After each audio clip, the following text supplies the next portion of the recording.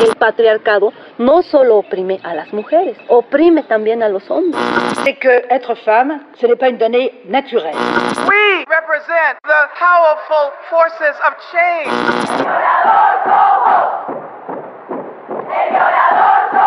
Não serei interrompida, não aturarei de um cidadão que vem aqui e não sabe ouvir a posição de uma mulher eleita. Bem-vindos e bem-vindas ao podcast do Humanas, Pesquisadoras em Rede, o coletivo de mulheres que pesquisam, ensinam e atuam na área das humanidades.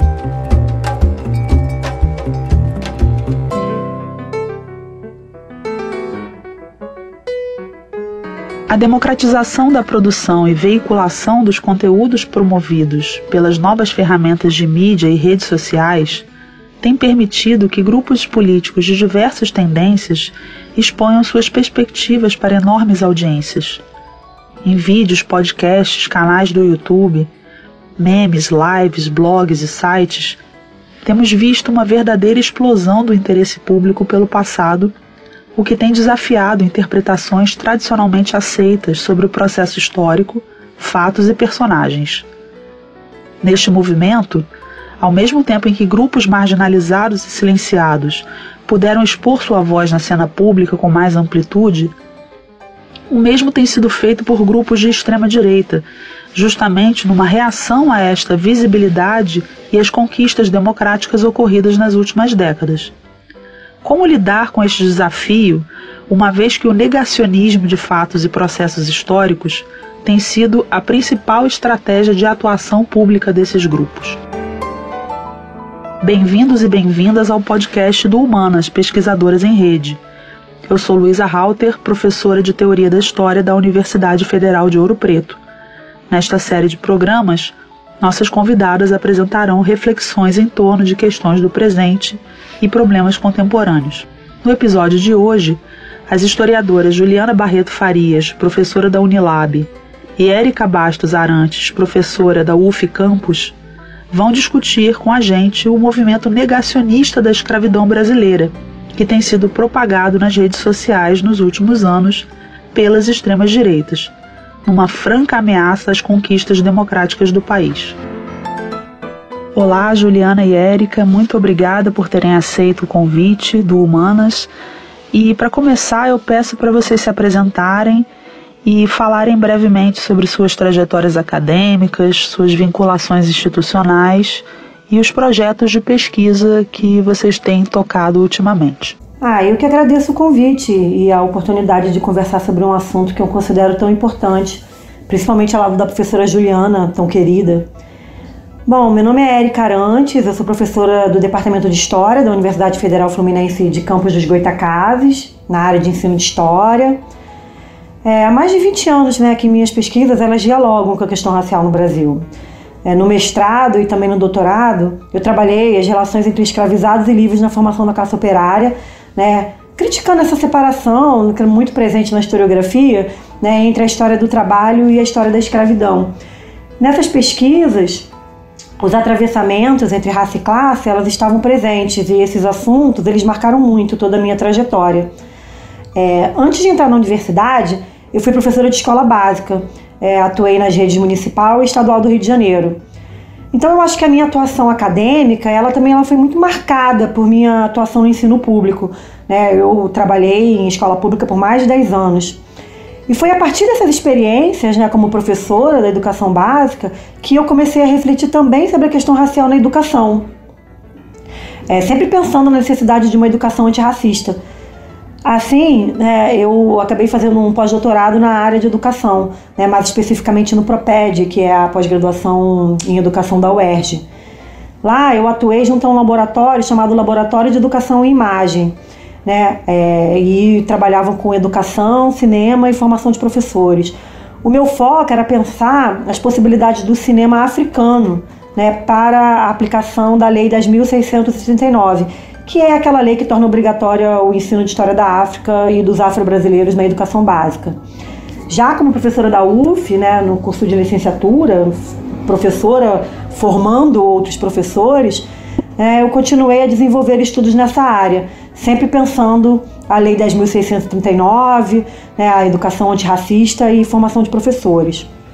Assim, eu fundei o REAFRO, eu fundei e coordenei esse grupo de pesquisa junto com um professor de História da África, o Rodrigo Rezende, que era sobre religiões afro-brasileiras e relações étnico-raciais.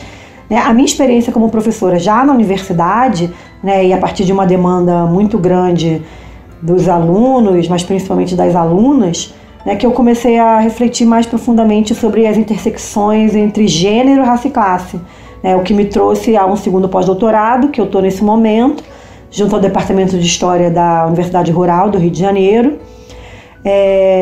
Então eu estou pesquisando os coletivos feministas e as suas atuações nas redes sociais, sempre a partir dessas intersecções. Eu queria também começar agradecendo o convite, da professora Luísa, e também agradecer à professora Érica pela possibilidade da gente dialogar, discutir aqui. São duas colegas de profissão e também grandes amigas, e também da possibilidade da gente falar em novos, discutir e debater a nossa profissão, de pesquisador, historiador, e também pensar politicamente em novos formatos, Bom, então, para me apresentar brevemente, eu sou historiadora, formada historiadora, com mestrado e doutorado também em História. Desde a graduação, História na UF, eu fiquei mais ligada às pesquisas sobre o que a gente vai chamar de diáspora africana, e pensando um grupo específico de africanos que foram escravizados e trazidos para o Rio de Janeiro, sobretudo, mas em alguns momentos em comparação com a Bahia, que ficaram conhecidos como africanos Minas, ou pretos Minas, ou negros Minas, por uma referência à região, a uma área de onde eles teriam saído, chamada à época dos séculos 18 e 19 de Costa da Mini, que hoje corresponde aos países Gana, Nigéria e Togo. Não, Nigéria, Togo e Benin, sobretudo, dos que vieram para o Brasil. E a ideia sempre foi pensar essas populações no Rio de Janeiro, em espaços específicos, onde eles tinham uma certa, embora numericamente fossem menores em relação a outros grupos, mas se destacavam. A exemplo de alguns espaços religiosos, a exemplo do pequeno comércio, dos mercados, enfim. Então, uma parte muito específica do meu trabalho é pensando essas mulheres minas nos mercados, mercados de produtos alimentícios, enfim. Dando continuidade a um pouco a essas temáticas, que também passam pelas discutir a escravidão, a abolição, formas de liberdade, relações de gênero, eu continuo agora pesquisando, mas agora partindo para o continente africano, onde eu estive fazendo pesquisas no Senegal, na Gâmbia, a partir de um período de pós-doutoramento que eu fiz na Universidade de Lisboa, e também pensando essas discussões mais para as mulheres e alguns grupos específicos no Senegal. Especialmente nas cidades de São Luís e Gorée. Também atualmente eu sou professora na Unilab, Universidade da Integração da Lusofonia Afro-Brasileira, do Campo dos Malês, que fica na cidade de São Francisco do Conde, na Bahia, e é uma universidade que tem um projeto muito interessante, de uma integração com países africanos de língua portuguesa, a língua oficial portuguesa, especialmente Guiné-Bissau, Angola, e Cabo Verde, são uma parte dos nossos alunos, e também sou professora do mestrado em estudos africanos, povos indígenas e cultura negra na UNEB, em Salvador. Bom, Juliana e Érica, a gente sabe que os negacionismos atuais não necessariamente negam a existência de um fato ou de um processo histórico, como o negacionismo do Holocausto, por exemplo, fez em diversos momentos, ou como o próprio terraplanismo, que nega um elemento básico da ciência moderna. Mas muitas vezes esses negacionismos constroem pseudo-interpretações dos fenômenos históricos baseados em ilações descontextualizadas e generalizações carentes de fundamento, com o objetivo único de validar de modo não científico preconceitos socialmente sedimentados. Então eu pergunto para vocês, quais as principais ideias negacionistas que os grupos de extrema-direita têm veiculado sobre o período escravista brasileiro e o seu legado na sociedade brasileira? Que fatos e processos históricos têm sido o pivô desses revisionismos e por quê? É isso, Luísa. Eu acho que primeiro é preciso diferenciar aquela visão histórica própria da área, que, respeitando o método científico, interpreta determinado fato ou processo histórico a partir de novos questionamentos, novas demandas da sociedade, novas fontes, desses negacionismos que ignoram a pesquisa científica e buscam tão somente produzir um discurso que visa claramente justificar uma determinada perspectiva ideológica, como temos assistido acontecer, por parte da extrema-direita brasileira. Eu não vou aprofundar aqui essas diferenças, até porque as convidadas do 3º episódio dos podcasts do Humanas já falaram brilhantemente sobre isso, que não é um fenômeno isolado, e nem restrito à história da escravidão, muito pelo contrário. Mas entrando mais especificamente na sua pergunta acerca do negacionismo da escravidão, eu acho que esse fenômeno dialoga com as ideias racistas que, infelizmente, ainda sobrevivem no nosso país e que, nesse momento, parecem aflorar com grande força, a partir do momento que pessoas que ocupam cargos importantes no governo, incluindo o próprio presidente da República, se colocam publicamente nesse sentido, fazendo com que as pessoas não precisem nem mais esconder seu posicionamento em relação à questão racial. As pessoas não têm nem mais vergonha de serem racistas. Dessa maneira, é preciso legitimar e embasar esse discurso, ainda que a partir de interpretações enviesadas e generalizantes, que muitas vezes ignoram as pesquisas científicas, ou as distorcem e descontextualizam, como você já mencionou. Uma das principais ideias que podemos comentar, e que tem adquirido muito espaço no debate público, diz respeito a uma tentativa de invisibilizar ou diminuir a responsabilidade dos europeus, e assim dos brancos, na tragédia que foi a escravidão, reforçando a atuação dos próprios africanos no processo de escravização. Então, é muito comum que se divulgue por aí ideias como mas os próprios negros escravizaram eles mesmos na África. Provavelmente todo mundo já leu nas redes sociais ou ouviu esse tipo de fala em alguma roda de conversa. E eu acho que é um exemplo bem emblemático desse tipo de negacionismo, que não necessariamente conta uma mentira, mas que usa um fato historicamente comprovado e o difunde de maneira descontextualizada e sem a devida análise histórica mais ampla. Então, explicando melhor, se por um lado é verdade que já existia escravidão na África, afinal a escravidão é um fenômeno que não poupou nenhum povo ou continente, a escravidão não é uma característica específica dos africanos e nem dos negros.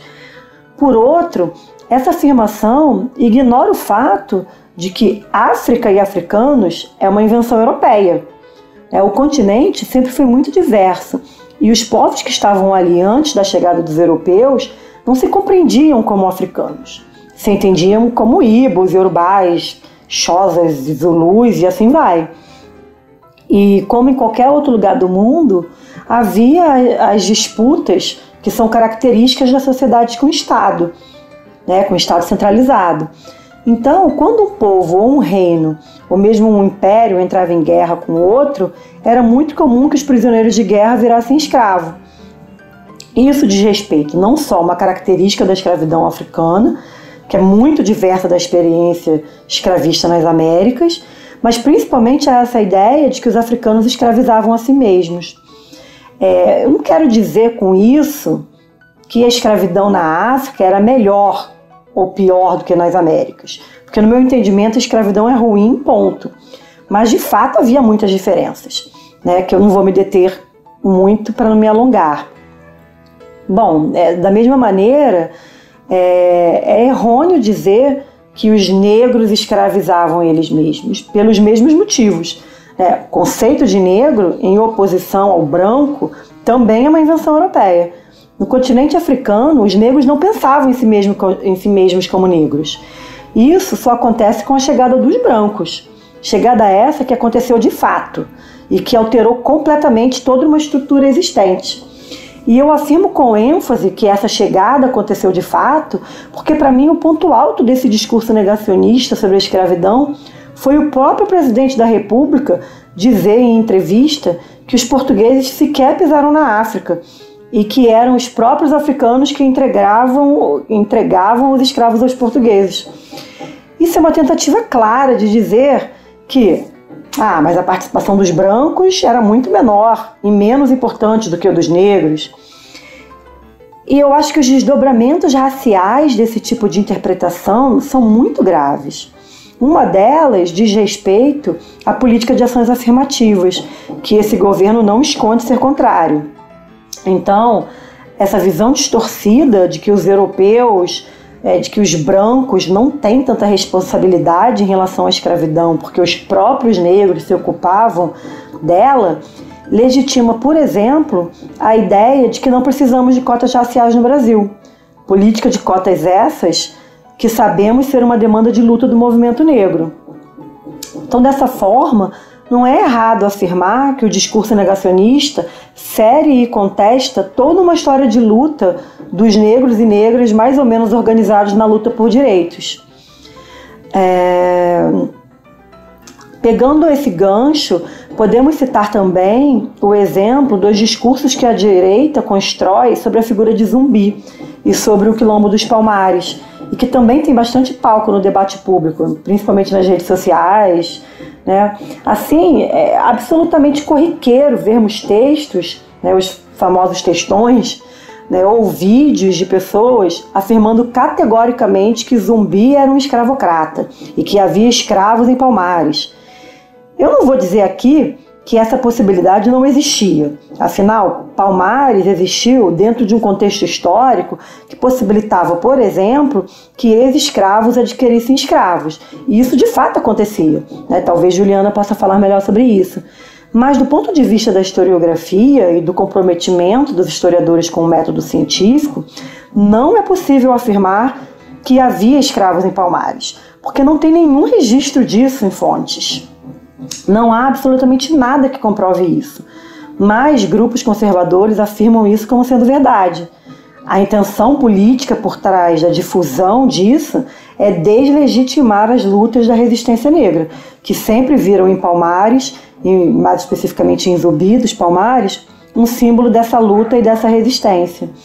Tanto que uma das bandeiras do movimento negro foi o reconhecimento de Zumbi como herói, bem como problematizar a centralidade do 13 de maio e da figura da princesa Isabel no fim da escravidão, trazendo para o 20 de novembro, que é o dia da morte de Zumbi, um marco simbólico da luta dos negros contra a escravidão.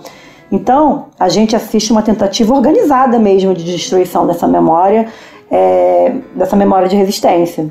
Como a professora Érica e a professora Luísa já colocaram, quando a gente pensa assim, né, para a escravidão, né, o processo escravista brasileiro, enfim, a relação com os negacionismos atuais e a contestação de algumas versões por grupos de direita e também por alguns pesquisadores e jornalistas, enfim, não necessariamente, então, eles negam processos históricos, enfim, mas, sobretudo, eles tentam, de alguma forma, ler e olhar para esses fatos e processos, né, a partir de uma outra perspectiva que está muito conectada, né, como a gente tem falado, com questões atuais do presente e questões políticas, né. Como a professora Érica também já bem colocou, uma dessas questões assim que eu acho que ficam mais evidentes, né, está relacionado sobretudo com as políticas de ações afirmativas, políticas de cota. E aí eu gostaria assim, só de lembrar, né, complementando um pouco também o que a Érica já falou, que embora assim, né, a gente esteja vivendo um momento em que, digamos assim, muito propício, né, para que esses grupos possam falar, encontram um espaço assim em que que as vozes ganham muitos ecos. Eu acho que essa é uma questão assim que a gente já vem discutindo, e essas pequenas resistências que agora estão muito mais, ganham um palco muito maior, elas estão acontecendo desde quando começaram os processos de cota, né? As primeiras políticas de implantação dos processos de cotas nas universidades, antes desse processo se generalizar para muitas universidades no Brasil. E basta a gente lembrar que na própria discussão das primeiras universidades que se propuseram a implementar esses processos, muitos acadêmicos, né, se colocaram contra, né, se levantou um processo de que essa discussão e essa implementação ela queria provocar um processo de racialização e aumentar as desigualdades raciais, como se as desigualdades raciais não já existissem, né? Então isso veio num crescendo assim à medida que nós, né, populações negras, ficamos cada vez mais presentes nas universidades. Então, e não só como uma presença, digamos, física, né, em que vários cursos têm uma presença muito maior de alunos e professores negros, mas uma presença também pensando numa reformulação dos próprios currículos, das aulas, enfim. Então, pensando nesse processo, também destacar alguns temas né, ligadas à escravidão, também ligadas, e aí tem uma conexão, né, como a professora Érica também colocou, de pensar a escravidão conectada, a escravidão africana, a diáspora africana, conectando com a história da África, o que também, né, esse incômodo também vem sendo gerado porque há uma presença muito maior, né, nos últimos tempos de historiadores ligados à história africana nas universidades, sobretudo também com a lei das 1639, enfim. E então, dois temas, eu acho, como a professora Érica também já destacou, ganham muito relevo nesse sentido, de pensar, né, que a história no continente africano já existia escravidão e por isso desresponsabilizar tanto os europeus como as próprias elites brasileiras. E também pensar um outro tema que também se torna, né, quase como uma outra justificativa nesse sentido, é pensar em ex-escravos que tinham escravos e como essas situações são explicadas para pensar tirar essa responsabilidade, digamos assim. E aí, né, é importante pensar, como também pontuou a professora Érica, que não se trata de também uma proposta na mesma direção de negar, de não falar desses assuntos, enfim, mas pensar o que eles significavam, complexificar né, porque assim, muitas vezes o que acaba acontecendo nesse caso a gente chama de negação, não sei se necessariamente a gente chamaria de negacionista, o que acaba muitas vezes acontecendo é tirar essas histórias, essas situações, esses processos de uma explicação, de uma contextualização mais ampla, né? Então você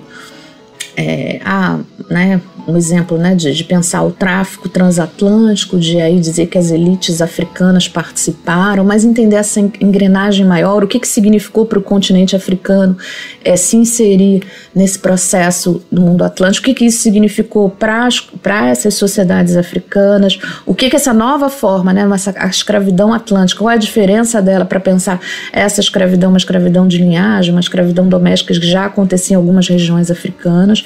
E como a Érica bem pontuou, essa é uma preocupação também nossa de desassociar, né, a escravidão com o negro e africano, né? Pensar que a escravidão é um sistema que não se trata de pensar na escravidão melhor ou pior, né? É um sistema que a gente vai deplorar, mas de tentar entender o que ela significava em determinados conceitos e usar, né, e evitar que se use isso para justificar ações, né, do presente. A gente sabe que os negacionistas têm tido uma relação bastante ambígua com a historiografia profissional.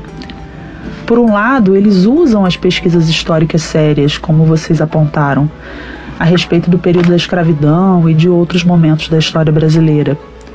Mas, ao mesmo tempo, tentam desqualificar o trabalho dos historiadores profissionais para supostamente revelarem uma verdadeira história, né, ou a verdadeira história que esses historiadores justamente teriam negado ao público. Como as pesquisas sérias de historiadores da área têm sido usadas por esses grupos para validar suas opiniões ideológicas sobre o passado? Acho que Juliana respondeu muito bem a sua pergunta, Luísa, trazendo o exemplo de como um autor de grande vulto, como Leandro Narlock, usa a pesquisa dela e de outros autores para validar determinada visão da história da escravidão. No caso desse autor, especificamente, ele não desqualifica a produção científica, ao contrário, ele a usa como base, mas tentando, digamos assim, colocar palavras nas bocas dos autores. Mas eu acho que existem também aqueles que desqualificam mesmo o trabalho científico. E essa desqualificação da ciência como um todo é também uma marca dos adeptos do negacionismo, não sendo à toa que ideias absurdas, como de que a Terra é plana, ou de que o coronavírus é uma invenção da esquerda, ou mesmo movimentos anti-vacina, têm sido muito difundidos por aí. E a história e o trabalho do historiador não ficam de fora desses ataques. Como você mesmo disse, Luísa, esses grupos, eles dizem que vão apresentar uma outra história, uma outra versão dos fatos históricos. E por que eles precisam apresentar essa outra história, essa verdadeira versão dos fatos, sempre entre aspas? Porque, segundo eles, estes sempre foram deturpados pela ideologia de esquerda, porque na cabeça deles, todo historiador é de esquerda, o que é um absurdo, já que os alinhamentos políticos e ideológicos dos historiadores são muito diversos. E essa verdadeira versão, contrariando a própria ideia de pretensa neutralidade, é totalmente permeada por discurso ideológico, tanto que ignora o método científico, baseado no uso das fontes, e apresenta como verdade versões sem o devido respaldo científico, ou deturpadas e descontextualizadas. Eu acho que um caso notório desse tipo de grupo, que tem uma visibilidade enorme, especialmente nas redes sociais, é a empresa de cyberativismo Brasil Paralelo, que, entre outros conteúdos, produz vídeos onde alegam apresentar essa verdadeira versão. E muitas vezes usam trabalhos sérios de historiadores, mas de maneira deturpada. Eu acho interessante para a gente começar essa discussão até citando diretamente um trabalho. É um livro que foi publicado em 2017, com o título Escravos. E eu cito ele aqui porque ele inclusive cita um trabalho meu. Então ele utiliza uma pesquisa minha para a construção de um dos capítulos. E também de outros pesquisadores, historiadores, colegas e amigos assim, próximos que trabalham com a escravidão já há muito tempo, com as temáticas ligadas à escravidão, pensando assim nas todas as regiões do Brasil. É um trabalho assim que, na verdade, ele parte dessas pesquisas originais, de originais no sentido de que foram feitas por esses pesquisadores, e são pesquisas que a gente às vezes leva muitos anos, às vezes para construir uma página que ele conta a história, que é como ele fala que vai fazer. A gente às vezes levou assim, meses para chegar àquela conclusão, desde de ir até o arquivo e até construir a conclusão, as conclusões, as hipóteses narrativas, enfim. Então ele faz, o livro é construído a partir dessas pesquisas de outros historiadores, porque esse livro, Escravos, foi feito pelo jornalista Leandro Narlock, que ficou conhecido pelo seu primeiro trabalho, o Guia Politicamente Correto do Brasil, assim intitulado, que vendeu muitos exemplares e ficou nas listas mais vendidos durante muito tempo, enfim, e gerou assim outros produtos, inclusive programas de TV, enfim. Então, a ideia do livro, o título Escravos, é você contar a história da escravidão no Brasil a partir de trajetórias de pessoas, homens e mulheres escravizados ou libertos, então ele seleciona, e eu acho que já na seleção das histórias, assim, a gente já vê uma intenção, assim. Ele seleciona muitas vezes histórias que são quase exceções dentro desse complexo, que é pensar o sistema escravista, o processo de escravidão no Brasil. Por exemplo, isso já está na orelha do livro, de escravos que tinham escravos, ex-escravos que se tornam traficantes de escravos, aí uma mãe que não vende ou vende seu filho, ou não alforria seu filho, enfim, acho que então, assim, são pegar essas histórias mais, né, que são histórias ditas excepcionais, e para você pensar, e a ideia né, do livro é tanto pensar a escravidão a partir de histórias esquecidas, né, que é até o nome da coleção, como também pensar a história da escravidão a partir de trajetórias pessoais, né, de trajetórias específicas de homens e mulheres escravizados. E aí eu acho interessante citar esse trabalho para a gente pensar como se dá essa operação, né, de você fazer essa reapropriação de um trabalho de pesquisa com outros fins, né, fins ideologicamente orientados.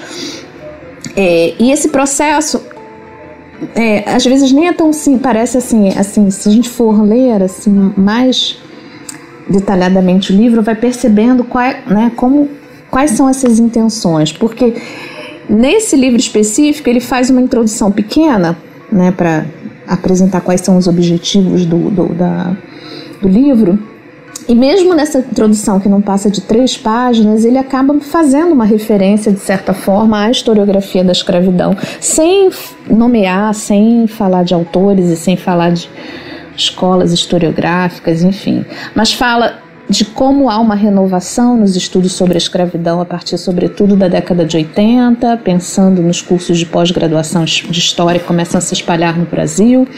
Não faz menção assim, né, aos processos políticos, pensando na redemocratização do país, nem nos movimentos sociais, pensando no movimento negro, que também vai dar um novo vigor e um novo olhar para esses estudos da escravidão. Ele faz uma menção a uma questão também importante, né, para pensar essa nova historiografia da escravidão, que é pensar nas fontes, fazendo até uma referência aos documentos que o Rui Barbosa teria mandado queimar logo após a escravidão, a abolição da escravidão, né, as matrículas de escravos, com uma ideia de que se evitasse que os antigos senhores pedissem indenização pela abolição, pela libertação, né? Um processo, por exemplo, que aconteceu nas colônias francesas. Então, assim, há essa ideia inicial, né, de colocar, né, essas histórias e esses trabalhos que ele está fazendo referência minimamente dentro de um cenário de pesquisa mais amplo. Por outro lado, aí é interessante que quando você chega no final dessa introdução, ele fala, né, ele conclui que essas histórias, elas revelam como a escravidão era diversa, como você tinha diferentes cenários e possibilidades, e o que de fato a gente observa na pesquisa histórica, né? Por exemplo, a escravidão, né, e o tipo de trabalho e da própria vida cotidiana era diferente dentro de um engenho de cana-de-açúcar ou de alguém que trabalhava nas ruas do Rio de Janeiro, que era uma das maiores cidades africanas fora do continente africano. Enfim, isso a gente, né, tem discutido bastante na historiografia né, da escravidão. Enfim, mas ao final do trabalho, o que ele conclui é que essa diversidade faz com que a gente, por um lado, realmente confirme muitas vezes um cenário apresentado pelo Gilberto Freire de uma escravidão mais bondosa, e por outro lado, a gente também consiga observar um processo mais violento, né, desse processo do sistema escravista, a maneira dos estudos do Florestan Fernandes e o Fernando Henrique Cardoso. Ora, na verdade, como eu falei, esse processo assim é uma operação assim bem mais intricada de como esse trabalho é reapropriado, porque para além de se reapropriar da própria pesquisa, e que a gente pode, né, nesse processo de produção do conhecimento, a gente está sempre dialogando e citando os autores, enfim, inclusive utilizando conclusões e refinando, refutando, confirmando. Mas além de você de se utilizar desses trabalhos com o objetivo de, né, declarado de que se está fazendo uma história mais palatável, entre aspas, assim vamos falar, por conta de uma linguagem, e essa linguagem ela também faz parte desse processo, eu acho, de produção ideológica. Por exemplo, se eu for citar, né, quando ele cita o meu trabalho, ele utiliza e fala: a riqueza dessas ex-escravas também atraía interesseiros. Então, assim, sabe, assim, só ele utilizar essa palavra interesseiro dentro daquele contexto ali já teria outros sentidos, enfim. Então, para além disso, e para além de você retirar essas histórias de um contexto mais amplo do que era o processo escravista, do sistema opressivo que era a escravidão, como ela operava como se davam essas relações entre senhores e escravos, entre estados, senhores, estados, escravos. Então, assim, você retira, né, a escravidão como uma instituição que regulava e determinava esses locais dentro da sociedade, tanto pensando em termos econômicos, sociais e políticos, como você retira os próprios estudos dentro de uma perspectiva que não tá, esses estudos que ele utiliza não estão polarizando entre os bons e os maus senhores, entre os bons, a boa escravidão, a branda escravidão, a escravidão mais violenta. Então, nesse processo, há uma tentativa disso, assim, de você não pensar como se dá essa relação entre estrutura e agência, vamos pensar assim, que é um debate mais amplo da própria historiografia, mas de deixar tudo como, né, nas relações pessoais, de enfatizar, no final das contas, algumas situações que são exceções, para que no final das contas você também possa pensar na escravidão mais branda. Eu acho que assim, é um exemplo, assim, né?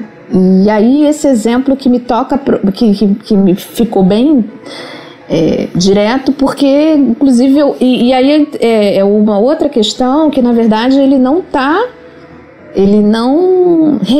escreve de outra forma, o que eu também já escrevi, que os outros pesquisadores também fizeram, mas ele coloca essas histórias, ele retira essas histórias de um contexto, ele coloca essas histórias assim, né, como se a escravidão só se... Porque essa discussão de pensar também a escravidão, esses processos de abolição, escravidão, enfim, a partir da agência dos próprios escravizados e dos libertos é uma característica dessa nova historiografia, mas não nesse sentido de você quase fazer uma análise meio maniqueísta, assim, né? Os bons e o senhor bondoso, o escravo rebelde, enfim, eu acho que é um pouco assim por aí. Bom, gente, eu acho que a Juliana, de alguma maneira, respondeu a essa questão que eu vou fazer agora.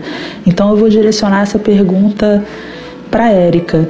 Érica, que tipo de narrativa da história da sociedade brasileira essas interpretações pretendem promover, na sua opinião, né? Que tipo de visão de mundo esses negacionismos sobre o movimento da escravização de africanos pretendem promover? Eu acho que a gente, tanto eu quanto Juliana, acabamos respondendo um pouco essa pergunta nas nossas falas anteriores, Luísa. Mas, assim, só para complementar, eu acredito que essas narrativas e interpretações promovem uma visão amena e extremamente romantizada do que foi a escravidão no Brasil. Então, pegando um gancho do que Juliana falou sobre autores como Narlock, por exemplo, em um dos seus livros, ele coloca o seguinte, e aqui eu faço uma citação, né, abre aspas: "Não há motivo para ativistas do movimento negro fecharem os olhos aos escravos que viraram senhores. Ninguém hoje deve ser responsabilizado pelo que os antepassados distantes fizeram séculos atrás. Além disso, na época em que eles viveram, ter escravos não era considerado errado. Tratava-se de um costume tido como correto pela lei e pela tradição." Fecha aspas. Essa passagem, Luísa, está no Guia Politicamente Incorreto da História do Brasil, um livro que foi considerado best-seller, que atingiu um público muito amplo, né? Ele chegou a ficar na lista dos mais vendidos durante muito tempo. Esse livro é considerado por muitos estudiosos, historiadores principalmente, e aí lembrando que Narlock não é historiador, né? Diga-se de passagem, sim jornalista, Mas esse livro, ele foi considerado um festival de preconceitos e estereótipos, não só em relação aos negros, mas às populações marginalizadas em geral. Um livro que foi best-seller, veja só o alcance. Então, só nessa pequena passagem do livro, a gente consegue dimensionar quais são as interpretações que os negacionismos pretendem promover. Quando ele reforça, e ele faz muito isso no livro sobre a escravidão que Juliana mencionou na resposta anterior, quando ele reforça as exceções, como por exemplo os escravos que viravam senhores, né, ele naturaliza essa possibilidade que de fato existia, né, dada a complexidade daquela sociedade, e ignora a escravidão como sistema opressor. Então, porque dentro de um contexto amplo de opressão, existem as complexidades em que determinados indivíduos conseguem transitar, como nesses casos, né, de ex-escravos que têm escravos, é isso que define a escravidão no Brasil? Eu acho que não. Então, no meu entendimento, ele não analisa a escravidão como sistema. Ele não faz uma análise mais ampla da escravidão. E ele tenta, a partir de casos muitas vezes isolados, amenizar todo um sistema de opressão que foi o sistema escravista. Então, o patriarcado, por exemplo, ele não deixa de ser opressor, ele é menos opressor porque algumas mulheres reproduzem o machismo. O capitalismo não deixa de ser opressor porque alguns trabalhadores conseguem fazer fortuna e viram o explorador. Entende? E tem mais ainda sobre esse pequeno trecho. Ele critica a luta dos movimentos negros, dizendo que ninguém hoje deve ser responsabilizado pelo que os antepassados distantes fizeram séculos atrás. Que mensagem ele está passando com isso? Ele passa a ideia de que políticas públicas de reparação não são válidas e não são justas. Eu não vou nem discorrer aqui sobre o absurdo que é um homem branco querer dizer aos movimentos negros o que eles devem ou não fazer, Mas falando sobre os resultados políticos dessa fala, ela é ouvida da seguinte maneira: se eu, pessoa branca, não devo ser responsabilizada pela escravidão, então políticas de cotas e demarcação de terras quilombolas, por exemplo, elas não fazem sentido. Mas o que ele não diz é que todas as pessoas brancas, querendo ou não, concordando ou não, elas usufruem dos privilégios de ser branco em um país racista como o nosso. Eu acredito que é isso, esse tipo de discurso quer negar, é isso que esse tipo de discurso quer negar. Quer negar a responsabilidade das pessoas brancas, não quer reconhecer os privilégios que nós brancos temos, por mais progressistas e por mais empáticos com a luta dos negros que a gente tenha, E por que negar? Para não ter que abrir mão desses privilégios, e continuar usufruindo desses mesmos privilégios eternamente. Eu acho que é mais ou menos por aí. Bom, a gente sabe que esses revisionismos eles têm ocorrido em grande medida nas redes sociais, utilizando a internet, essas novas tecnologias de mídia, e, portanto, tem tido um impacto muito grande entre a juventude, produzindo uma determinada cultura de história na juventude brasileira. Então eu me pergunto qual tem sido o impacto desses negacionismos da escravidão na sala de aula, Como que os professores da educação básica estão vendo isso? E também da educação superior, E como fazer frente de maneira eficiente a esse movimento revisionista e negacionista dentro do ambiente da sala de aula? Basta que a gente contraponha esses abusos com dados factuais, ou seja, mostrando os erros e incertezas dessas interpretações negacionistas, ou vocês consideram que é necessário buscar outras estratégias? Eu acho que essa pergunta é muito importante, porque não trata só da questão dos conteúdos e da história propriamente dita, mas também do ser professor nesse momento de crescimento da extrema-direita no nosso país. Dito isso, acredito que é impossível falar sobre esse assunto sem falar do Escola Sem Partido, que é um movimento político criado em 2004 pelo advogado Miguel Najib e que visa, segundo eles, defender a escola e os alunos do que chamam de doutrinação ideológica. Então, retomando uma questão que já falamos aqui, eles partem do pressuposto que os professores são, em sua maioria esmagadora, de esquerda, principalmente professores de história, sociologia, filosofia, e que a escola é uma espécie de antro marxista. O que me parece uma ideia bastante estapafúrdia, de quem nunca pisou numa sala de professores, porque se conhecessem minimamente o ambiente escolar, perceberia que a escola está bem longe de ter esse alinhamento homogêneo à esquerda. Ao contrário, na verdade, eu acho que a escola pode ser até bastante conservadora. E falo isso, inclusive, a partir da minha própria experiência como professora de escola pública por mais de 10 anos. Nesse sentido, o Escola Sem Partido, ele inaugura uma espécie de cruzada contra os professores, principalmente as professoras que são considerados de esquerda. E vale lembrar que é jogado no mesmo saco de gatos que eles consideram, de esquerda, professores de alinhamentos políticos bem diversos. Então, por exemplo, qualquer liberal minimamente progressista já pode ser considerado de esquerda, para os adeptos mais conservadores desses movimentos. Dessa maneira, alguns assuntos acabam virando tabu em sala de aula e os professores começam a sentir uma enorme insegurança ao falar de determinados assuntos vistos como polêmicos. Essa insegurança acontece porque, apesar do principal alvo da Escola Sem Partido ser o ataque ao que eles chamam de ideologia de gênero, outros temas como ditadura militar, nazismo, fascismo e escravidão também estão na mira da fiscalização dos adeptos desse movimento. Fiscalização essa que é promovida e incentivada no próprio site e em outros veículos de mídia do Escola Sem Partido e de outros movimentos também. Então, nos últimos anos, esse movimento, que antes era visto até como chacota e era bastante ridicularizado nos meios educacionais, ganhou uma força enorme, Eles partem do pressuposto de que a educação deve ser neutra, sem interferência ideológica do professor. Mas, como eu já coloquei antes, eles mesmos não se colocam no campo da neutralidade. Muito pelo contrário, seus posicionamentos têm base puramente ideológica. No mais, eu acredito que em temas como a escravidão não existe possibilidade de neutralidade ou de ver os dois lados. Isso é uma falsa simetria. Os dois lados que existem nesse caso é o lado do senhor que domina, que oprime, desumaniza, e o lado do trabalhador escravizado, que é subjugado pela violência, que é oprimido, apesar de toda a resistência. Então, isso de ver os dois lados, para mim, é uma falsa simetria. E o que temos assistido é que os professores estão cada vez mais reféns desses grupos, grupos como Escola Sem Partido, mas não só.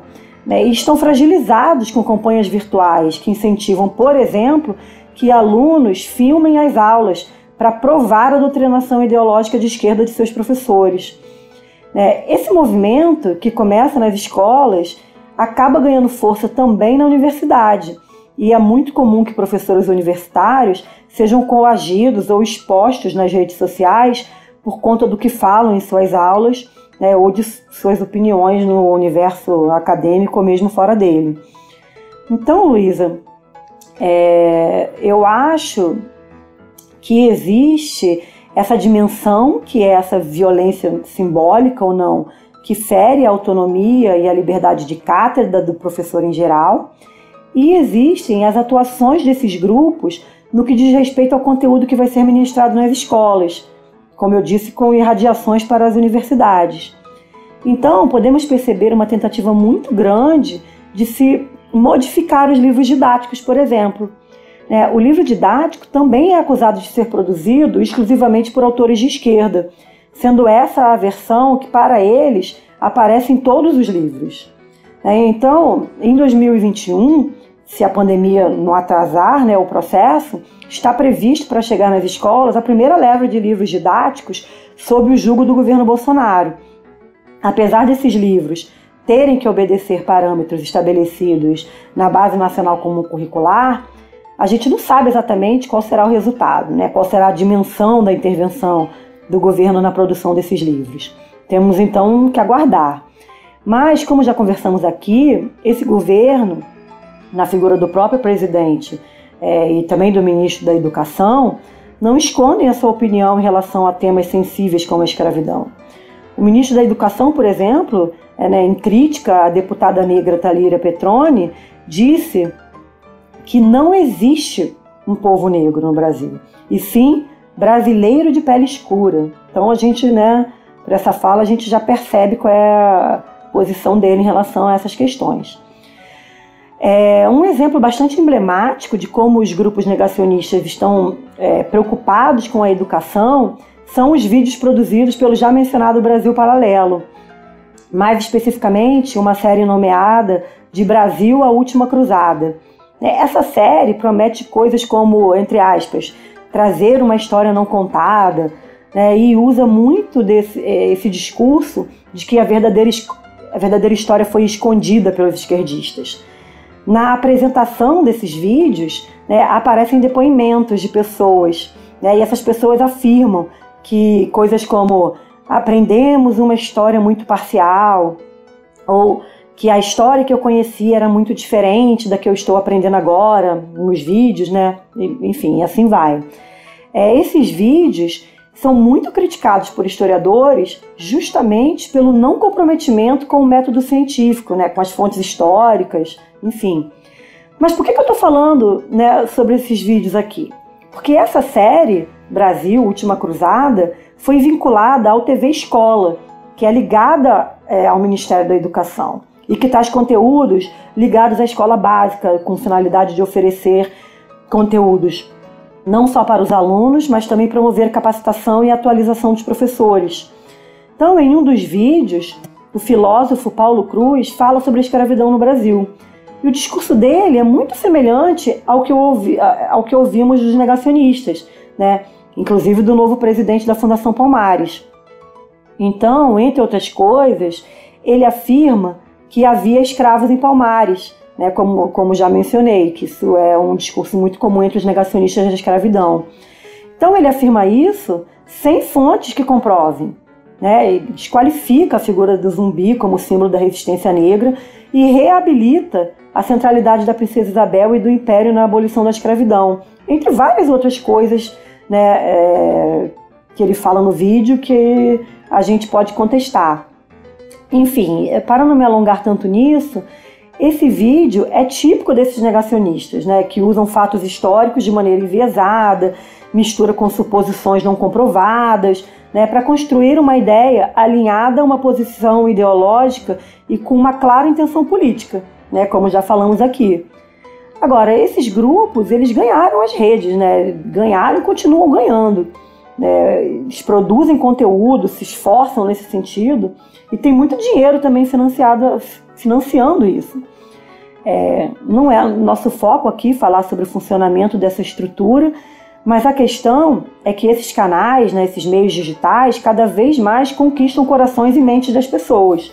Então, não é raro que isso se reflita na escola e que professores sejam confrontados em suas salas, em suas aulas, a partir do que alunos viram em séries de vídeos como estas, do Brasil Paralelo ou centenas de canais disponíveis no YouTube. Eu não tenho uma solução para fazer frente a esse movimento revisionista nas salas de aula, não tenho uma solução pronta. Não acho que basta contrapor com dados factuais. Eu acredito, na verdade, que o debate sobre história pública e sobre nos colocarmos nesse campo de disputa, sairmos dessa bolha que nos cerca dentro da universidade, é uma possibilidade que a gente tem que enfrentar. Bom, quando a gente pensa nessa todas essas discussões na sala de aula, entre ensino médio, fundamental, enfim, são muitos os desafios, como a Érica já destacou, a gente tem esse projeto de escola sem partido, a gente tem essa perspectiva de que os livros didáticos sejam todos reformulados, com esses grupos à frente, esse desafio grande que é ser professor e de tratar temas fundamentais na história do Brasil, que são vistos como temas de esquerda, a forma como a gente vai tratar ou não. Pensando assim, no atual momento a gente nem ministro da educação tem, diante de tudo que foi acontecendo nos últimos meses, do que vem acontecendo. É um horizonte assim, muito assustador. E, né, se a gente quer pensar em algo propositivo e pensar, né, quais são as possibilidades, né, eu acho que nós, como formadores de professores também, né, e que estamos preocupados numa descolonização do currículo, de pensar novas formas de abordar temáticas não só ligadas, né, à escravidão, mas pensando nas nossas relações com o continente africano, temas ligados né, a presença africana no Brasil, as populações negras no Brasil, o racismo, enfim. Eu acho que a possibilidade da gente, não sei se escapar, mas também, né, primeiro eu acho que a gente tem que tratar desses temas o máximo que a gente puder. É óbvio que a gente tem que pensar das dificuldades de se tratar isso dentro na universidade, em salas de aulas, nas mais diferentes cidades do Brasil, com diferentes realidades socioeconômicas, enfim.